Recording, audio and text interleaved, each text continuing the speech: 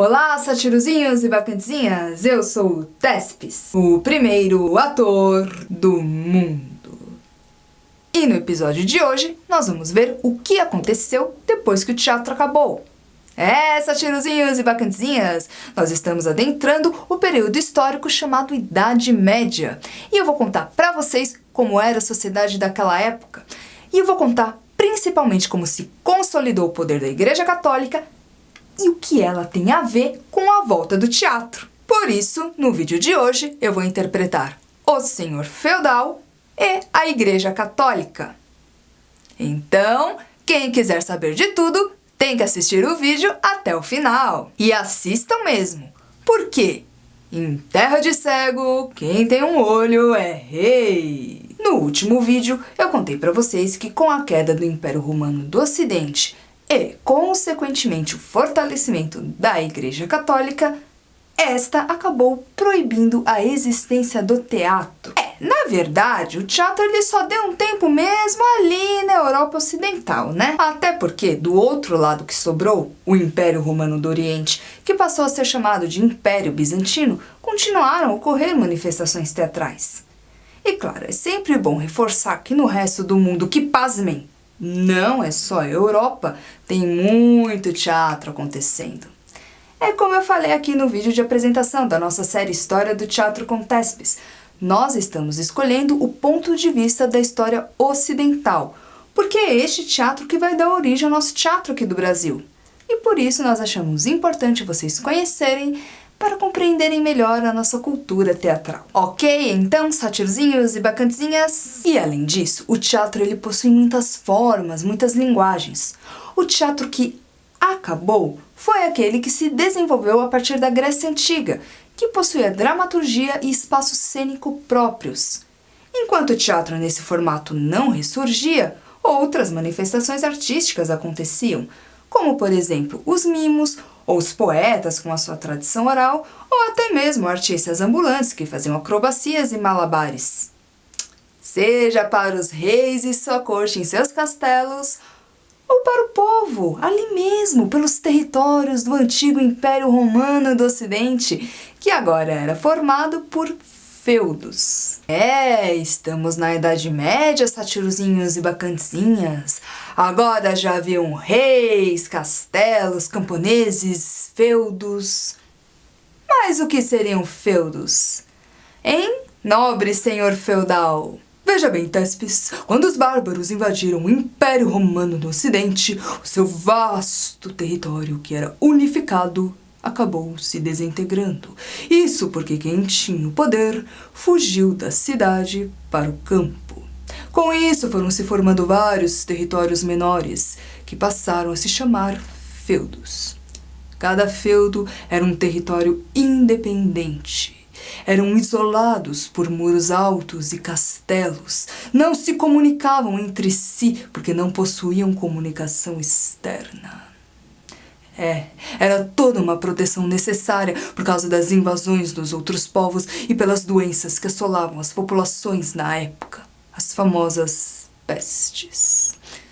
E nós, senhores feudais, éramos quem governavam os feudos. Haviam também os reis, mas eles não tinham tanto poder quanto nós, senhores feudais, justamente pela fragmentação e independência dos territórios. Satirozinhos e bacantezinhas. E aí, nessa brincadeira do poder político descentralizado dos senhores feudais, aquela que conseguia ser a instituição mais sólida da Idade Média era ninguém mais e ninguém menos do que ela! A Igreja Católica! Porque a hierarquia feudal era da seguinte maneira. Aqui no topo da pirâmide nós podemos ver claramente que quem mandava na porra toda era a nobreza e o clero. A nobreza formada pelos reis e senhores feudais e seus súditos, e o clero formado por papas, monges, padres e etc. Já na parte de baixo nós podemos ver claramente que quem se fudia na porra toda eram servos e camponeses, formados, obviamente, pela população mais pobre. E claro, eles tinham que obedecer e trabalhar para os senhores feudais. Então, como vocês puderam perceber, O clero, ou seja, a Igreja Católica, está lá no topo do poder. Mas por quê? Porque ela era dona de grande parte dos territórios dali. Ela os recebia como doações e depois os cedia para os próprios senhores feudais governarem. E claro, como se não bastasse, ela também interferia nas decisões políticas do feudo, na elaboração de leis e também possuía uma grande arma mestra. Estabelecia os padrões de comportamento moral da sociedade.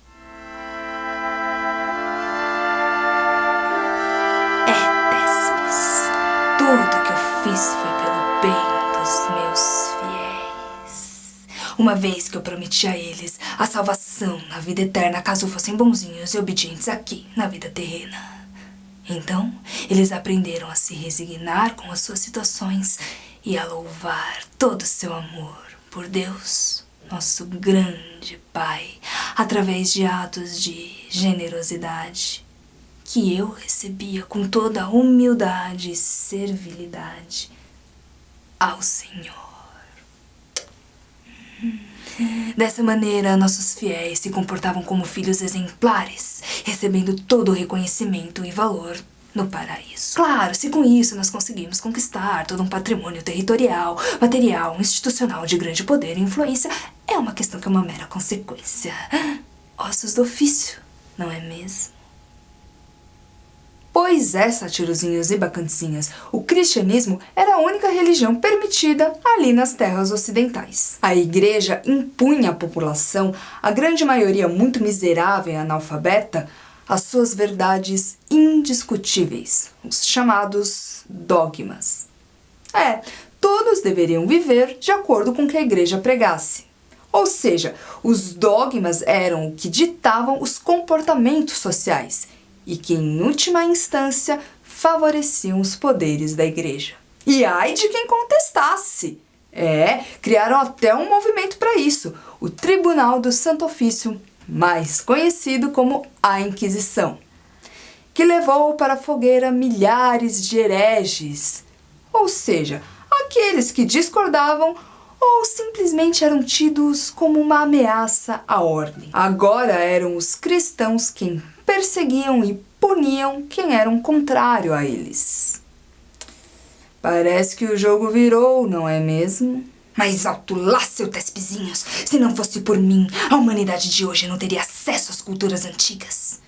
Isso porque eu mantinha os monastérios, lugares completamente isolados de qualquer comunicação com o mundo externo. Lá, os monges que os habitavam eram como soldados em prol da nossa fé. Eles possuíam a tarefa elevadíssima de fazer cópias das escrituras antigas que só eles tinham acesso. Essas escrituras eram documentos, registros históricos, textos de peças de teatro, entre outros documentos importantes. Aliás, quem você acha que pegou alguns escritos antigos, deu uma atualizada para a linguagem da época e escreveu mais uns novos, juntou tudo, criando assim o nosso livro mais importante, o Manual dos Homens, a Bíblia? Eles mesmos adaptaram, eles mesmos escreveram, eles mesmos que só tinham acesso a esse livro. Eles mesmos que só liam esse livro, porque ele estava escrito em latim, e só eles mesmos liam latim.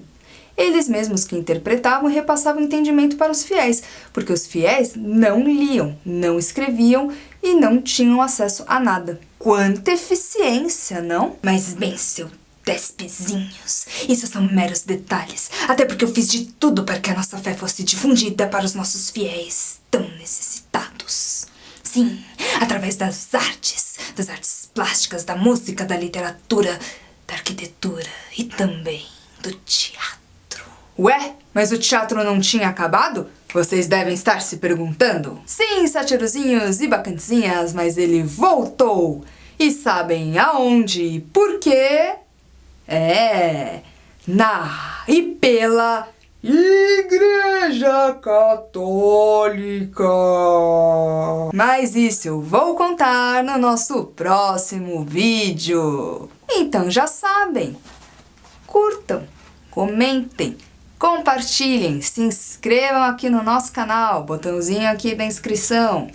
Ficou com alguma dúvida? Comenta. Tá gostando?